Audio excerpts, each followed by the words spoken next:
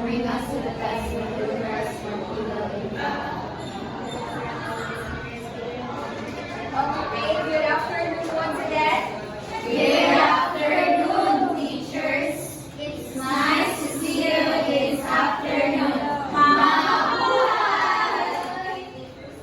Today we begin our class, let us have classroom rules. So, for our classroom rules, we have the word listen. The word listen, it has its meaning, each word has its meaning. So, the first one is L, stands for lower your voice. So, lower your voice, especially when naiintindihan sa atubangan. Second is increase your attention. If mag-discuss ang teacher, dapat ang student inis. So, kapag student, ang inyong attention nasa sa mag-discuss. So, the next is the S, which means share your ideas. So, if ever magaling mag-discuss ang teacher, kung na may idea, so you can raise your hand if naman ko ano kay ito ang ako ang ideas walang part. It's very important. What about it? Ang iyong ideas is valid siya yung mga sa So, the next we have is try your best. So, especially if the teacher is gonna be asking mo questions, try your best to answer lang. Wala man sa ikuan. Wala may perfect na tao, so try your best. Next is engage in class. So, like what I said earlier, if pamagalan mo sa kuan, if pamagalan mo sa teacher, you can answer, you can answer your teacher, or if ever na may ideas, so you can share sa inyong teacher o sa inyong class sa tibok section para ka ng kuan sa siya ma-engage in class. Then, N stands for please raise your hand if mag-answer. So, next is let us have the checking of attendance. So, where is Artonila, and is Mary Patro, Gonzalo. Okay. So, before we proceed to our lesson, let us have our recall. So, based on the past discussion, I will ask you some questions. Based on last discussion, what is hazard? Anybody? Danger.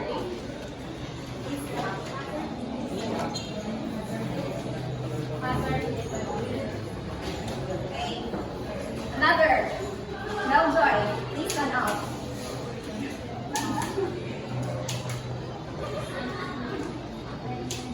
Hazard. Based on what last discussion. Danger. So, okay. Next is what is the meaning of PPE? Personal protective equipment. Very good. Next, give at least 3 examples of hazard. Fire, water.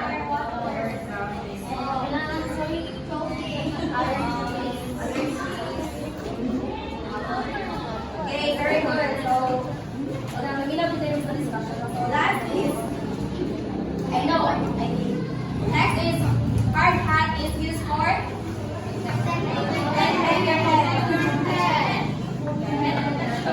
So, the last question. What do you think is the reason why we tackled this topic last week? So, sa may result, ano itong discuss? Para remember where we're coming. Rizana, please stand up.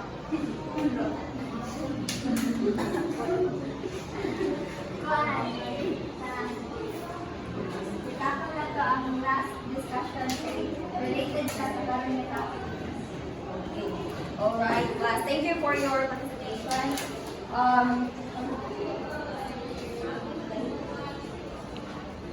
So let's proceed to multiplication. So, are you ready for activities today, class? Yes. Okay, class, before we start our multiplication activity today, Kanang I prepared a game called Charade. Charade. Second, third, just so, divide yourselves into.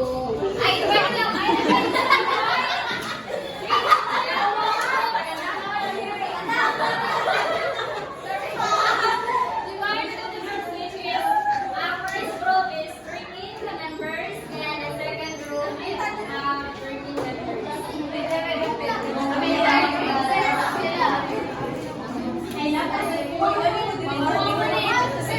Kanina lang. Kanina.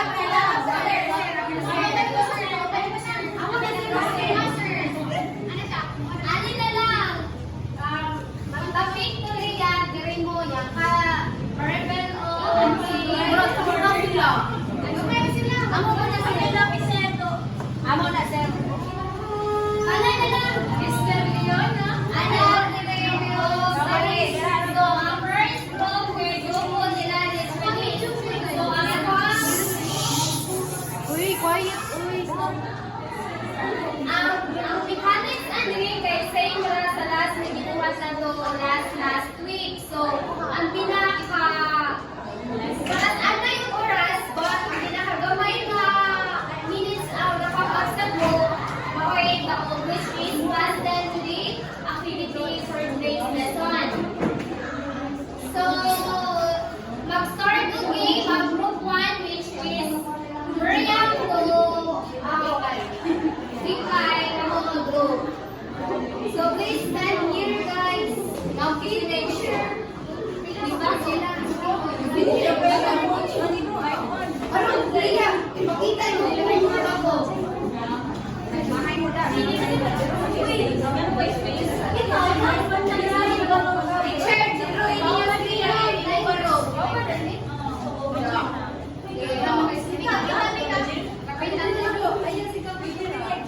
Bisa yung timer. Si Shelo, ako na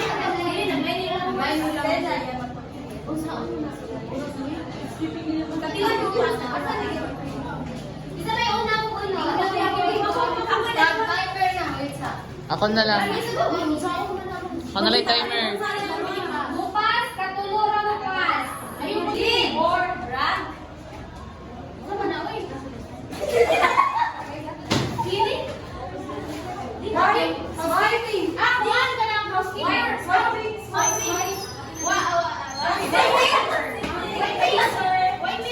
Yes.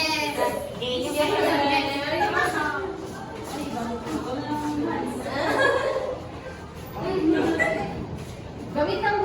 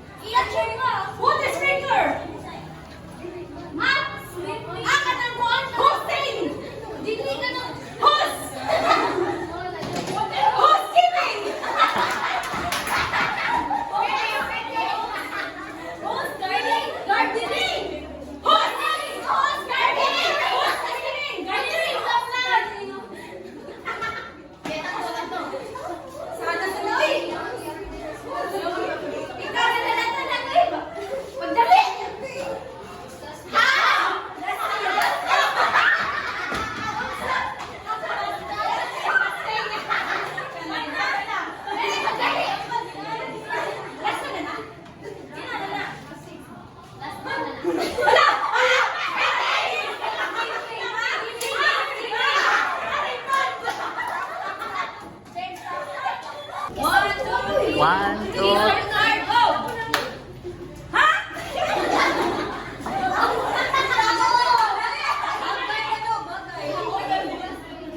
Ang time ba?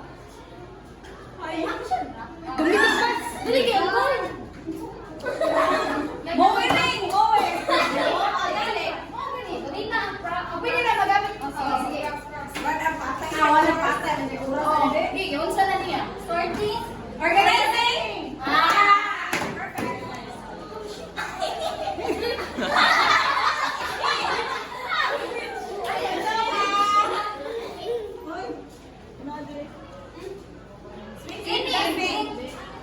That's fun. Yeah.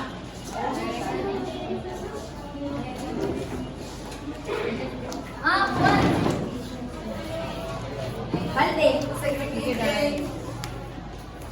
Arranging. Recycling. Composting. Ibalik. Transferring. Transferring. Transgender.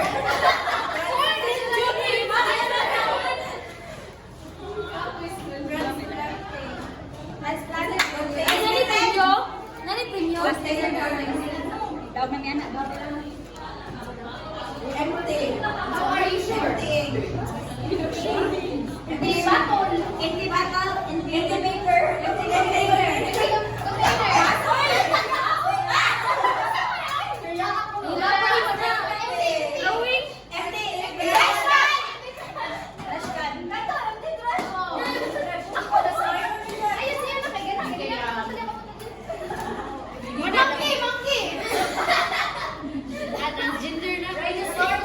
Sprayer.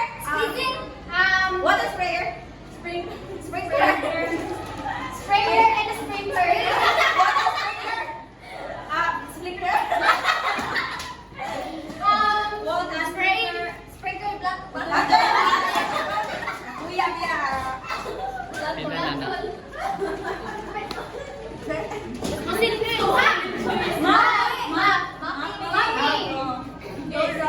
Dali. Lima pa lang, chick.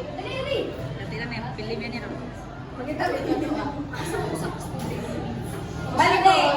Pen. Fetching water. Fetching water. Balde. Pen.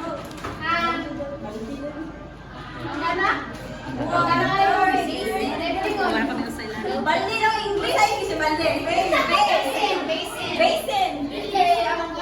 Bakit, Daday? Bakit?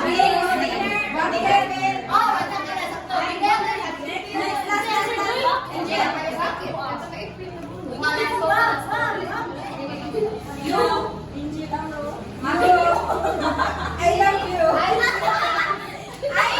I'm sweeping. I miss you. By giving. I love you. Housewife. Dog me. 3 minutes and 22 seconds. Have an idea about what will be our topic for today, right? So exactly, have you ever practiced the methods of cleaning in your house? Yes. Very good. So now we will be discussing about the indoor and outdoor housekeeping. So from the word indoor and outdoor, so inside spaces and outside spaces. So let's describe what housekeeping is. So housekeeping, a simple word that means maintaining cleanliness and promoting safe and comfortable space.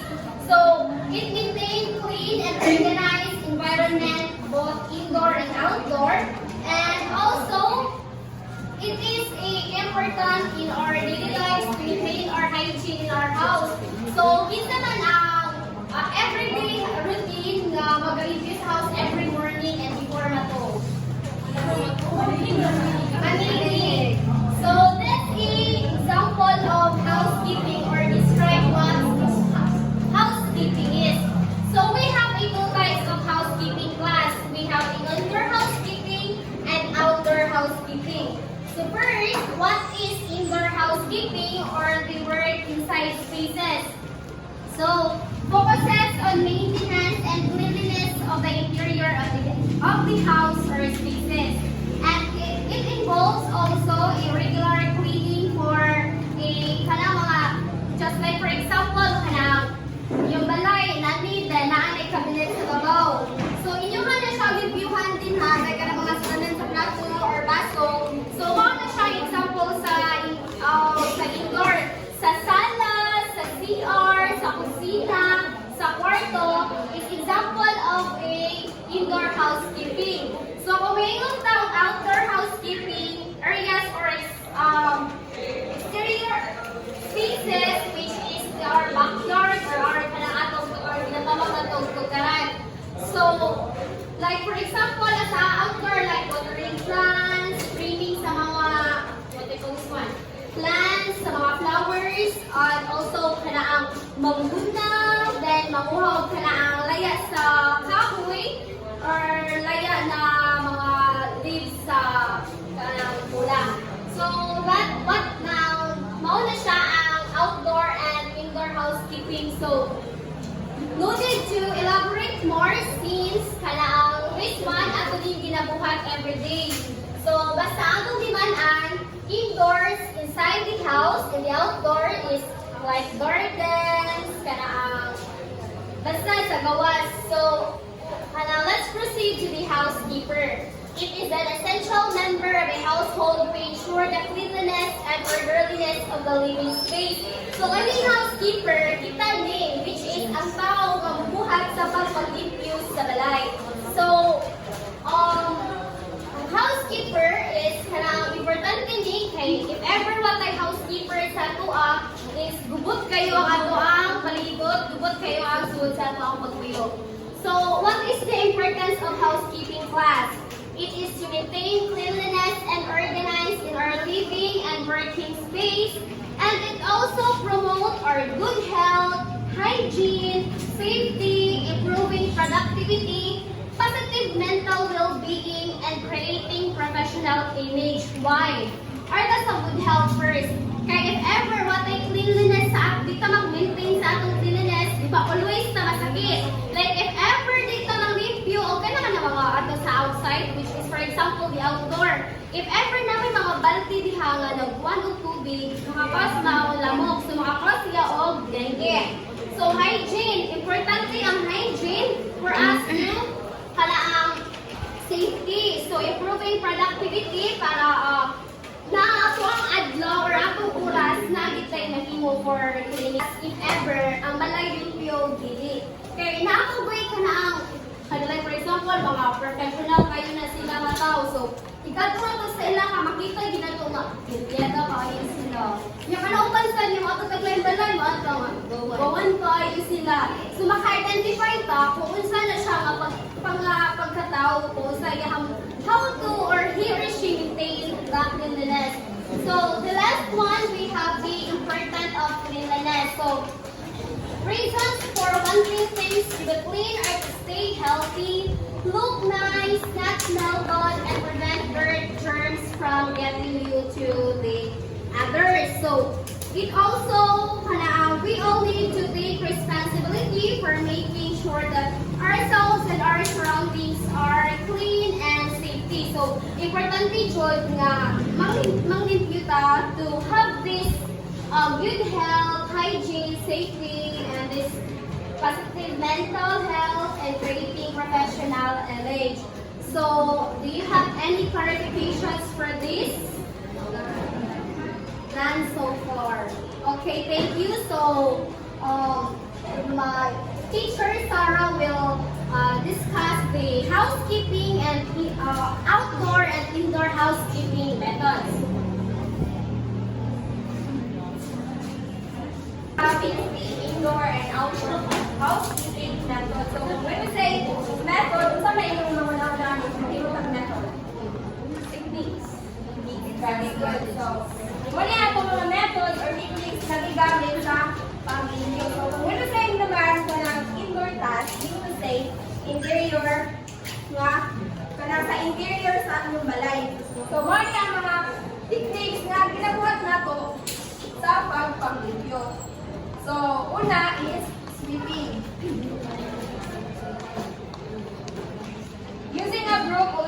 to remove loose dirt and debris from floor. So, ganito mga techniques, ato naman siyang ipang-practice sa ato ano. So, galing sweeping, of course, ang gigamit natin dito is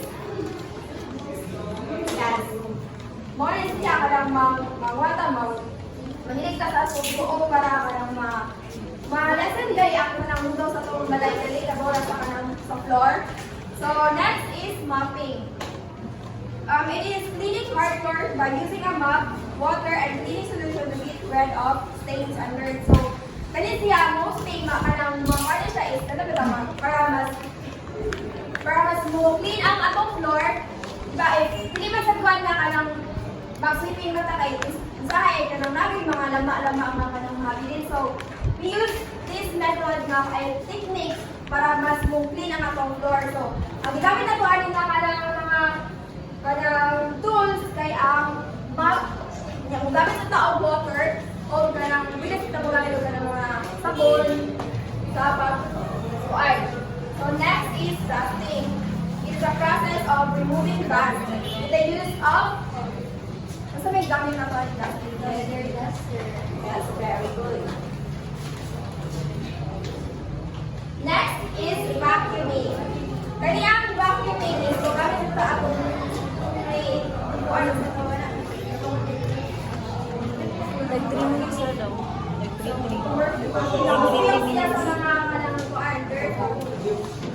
Then next is wiping and disinfecting. So, kaning wiping and disinfecting is dili na siya ma-wipe sa windows or mirror. So, we can apply this method also sa kanang tables, sa kanang mga cabinets. So, ang gamit na sa piling na buwan is dito na mo gamit na yung wrap. Then, gamit sa taong mga kanang sabon. Then, next is organizing. Putting things in order and getting rid of clutter. So, kanang, one, nakakagawin ko ba is kanang, ang ilahang linkyo is kanang, kanang isa, linkyo nila is parang kapalimuan. So, next is cleaning windows and mirrors. So, ako is kanina nga parang, one, the outdoor task. Kung may nung outdoor task, we play one. So, mga methods na fun ay mga task na fun is trash and recycling management. So, may kong trash and recycling management, kung saan na siya sa inyong mga recycle sa mga very good. So, kita as a housekeeper, so dapat sa ng bawta kung saan na to pag segregate sa akong mga basura, then kay para dili siya mag-segregate sa akong basura, then kanang i-tip din natin siya og tarong kay di ba usahay mag-segregate ta ang basura. Anang ibugaran nato siya sa gawas pero dili ta wala ta kay baw or dili ta kay baw mangigot na ng usahay tarong sa basurahan.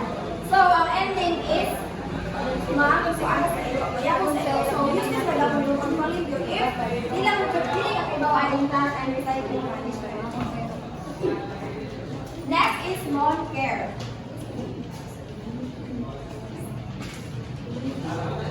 Includes moving the grass regularly, keeping an appropriate height. So, kapag tayo mga nasa gawas, kaya ito nasa gawas, kaya ito.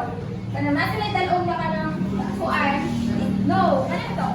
Makina? Ay, makita niyo ako sa una sa kanang Ang yon, yung Bermuda. oh, sa kanang Bermuda ba?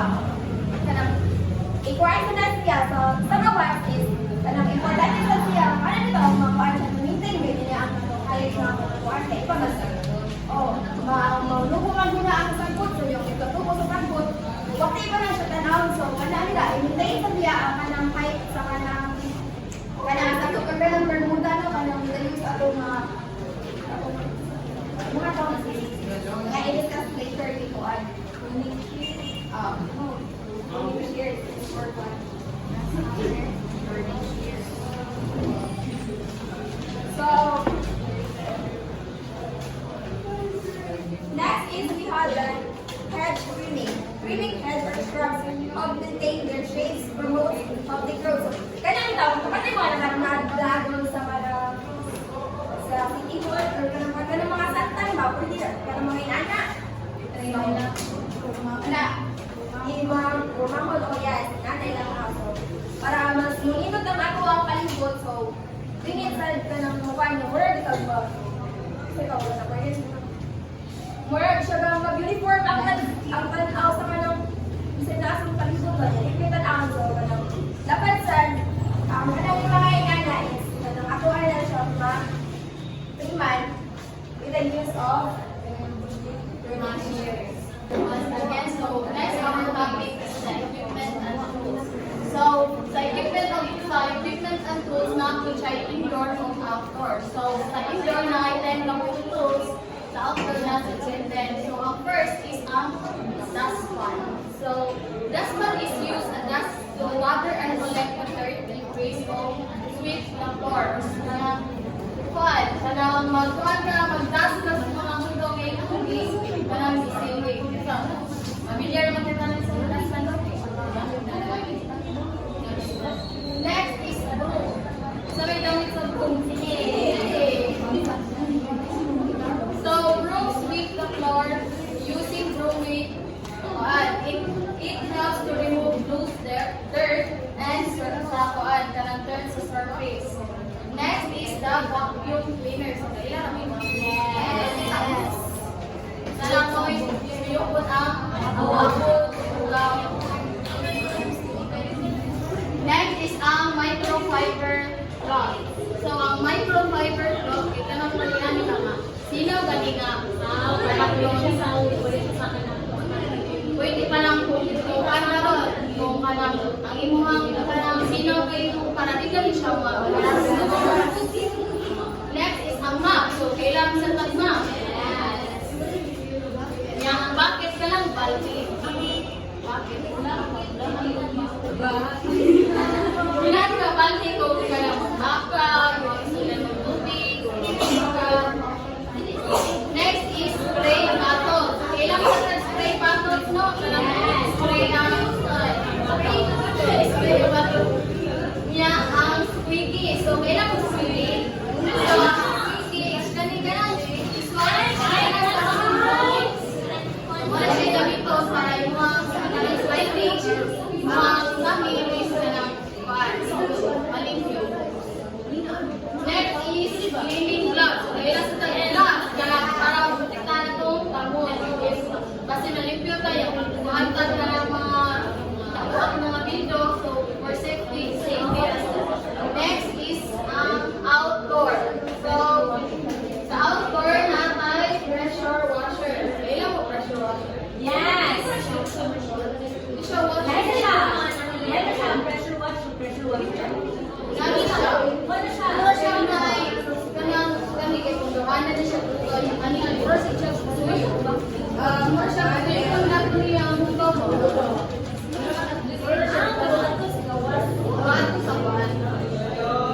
Next is garden hose. So, kailangan sa garden hose. Para sa gamit ako dito sa upos para di ka masigimang pagod, tubig. Next is outdoor broom. Nasinig tubog. Broomstick. Yeah, windows 3D, same ang kanina, yung 3D para sa lighting or sa kanan. Yeah, rain. Kailangan sa rain. At sa boat. Next is extendable duster. Kailan mo? Yes. Extend na duster. Ngayon natin ba? Limpyo ka na. Extend ka niya. Abot sa kanang sili. Next is wheelbarrow. So, kailan sa kanang barrow? Kanang bukbukot, makbuk, likin. Next, ang ikawalo is kanang sewing shears. So, kailan sa ribang sarap, cream sa mga tagbot. Yan, ang blower. Kailan mo? Wala.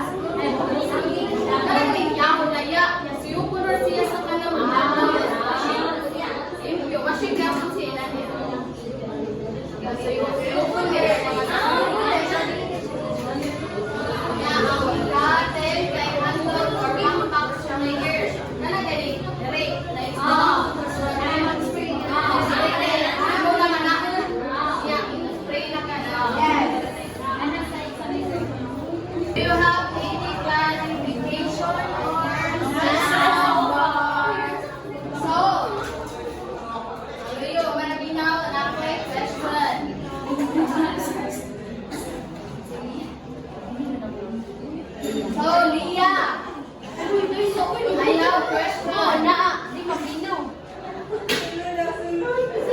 Sunod niya. Oh, absent ka. Absent ka. Housekeeping is important. Ano yan po? Sila may mag-request sa house. Housekeeping. Ay, housekeeping ko na question. Ano ang pag-mga-review importante? To maintain the cleanliness.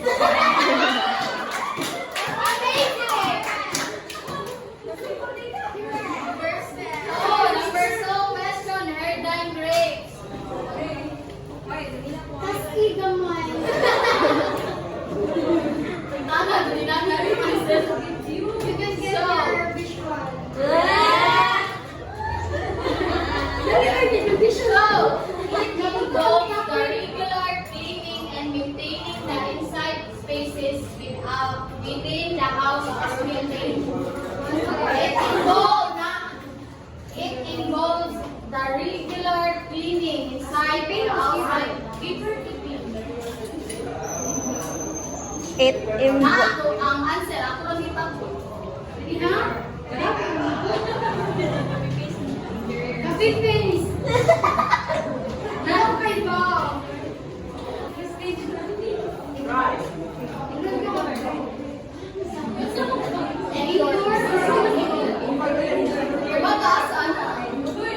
Indoor na lang.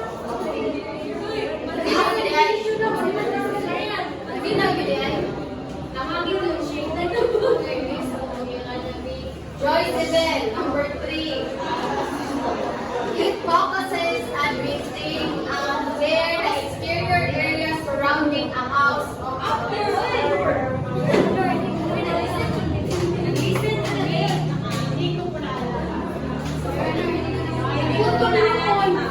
Ishi Marie, number 4.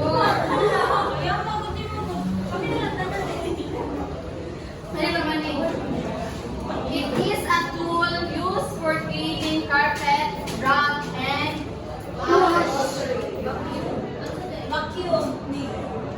Brush with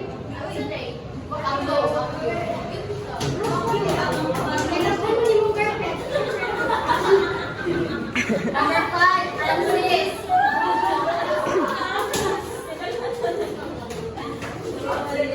It is an outdoor tool which is used for cleaning.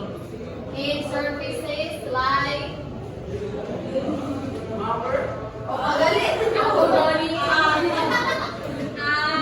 surfaces like driveway, big patrols, and siding. It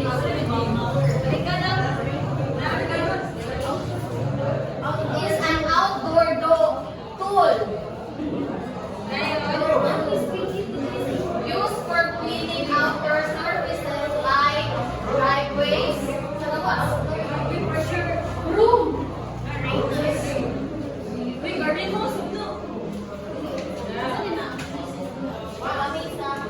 Tara, suyo mo ng sagot, malaya kung may discuss na.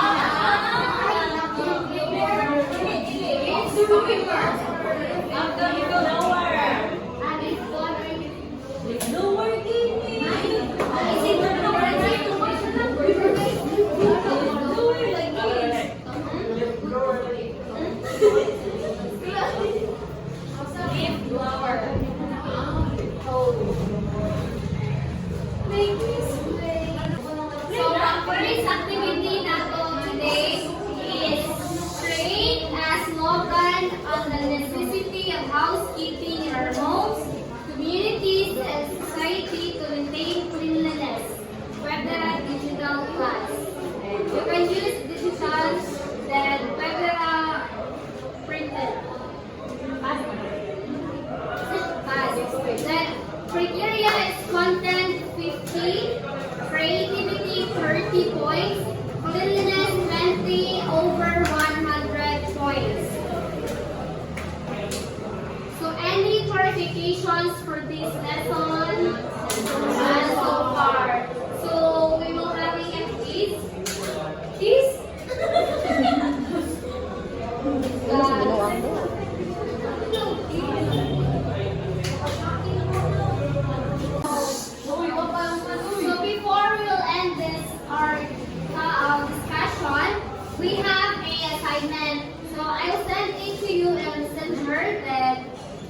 can pass it in tomorrow. So, create an essay about your understanding of housekeeping.